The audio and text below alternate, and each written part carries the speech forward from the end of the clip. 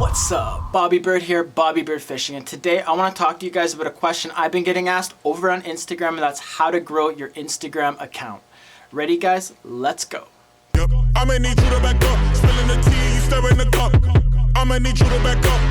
I'ma need you to back up. Yep. I'm in the seven, I'm gonna act up. I'ma need you to back up. I'ma need you to back up. Yep. I'ma need you to back up. Spilling the tea, you stirring the cup. I'ma need you to back up.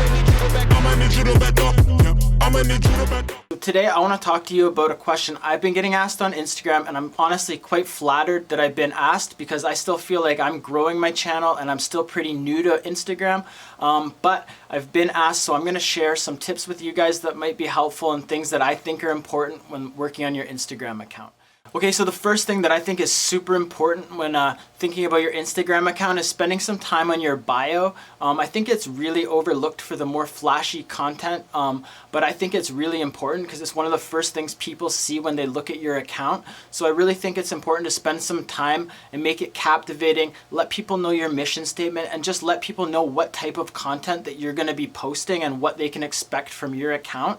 I think they're a lot more likely to follow you if it's clearly laid out, guys. So just spend some time in your bio. I think it'll be super helpful if you do. So the next thing that I think is super important is to have quality images. This is kind of a never-ending battle, kind of trying to reach that quality that you shoot for, but it's always good to be trying to learn, improve, learn new tricks, and to use a high quality camera. One of the things that really helped me out was when I started taking photos from my Instagram with the GoPro.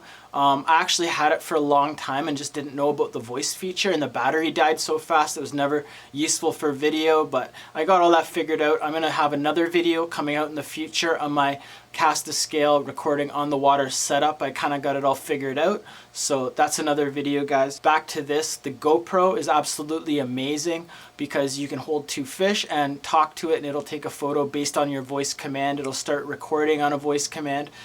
And it takes high quality photos that can be color graded later on. If you're not coloring your photos and editing them, you're really missing out. So you want to look at a program like Adobe Photoshop. That's what I use. I certainly need to get better at it, but it's something that I like to work on and really edit my photos, like raise the contrast, lower the contrast, just play around with it to really make the photo pop. I think that's super important, guys. So check yourself out a photo editor and just start playing around with it and start learning how to use it, okay? After you got your colors and all that edited, the next thing I like to do is add a filter on all my photos to create a uniformed look. Okay guys, so the third thing that I think you should think about is consistency. I think it's super important to post on a consistent basis and consistent content to your mission statement that you laid out in your bio. You don't want a lot of off-brand content confusing the brand. What you've laid out in your bio is what you want to make content about. You do want to make it different and fresh and interesting and do it in different ways that keeps people like interested. You don't want the same exact photo over and over and over and over again because that gets super boring. But you don't want a bunch of random stuff either. You really want to keep it on brand with your mission statement in your bio. So consistency I think is key, guys.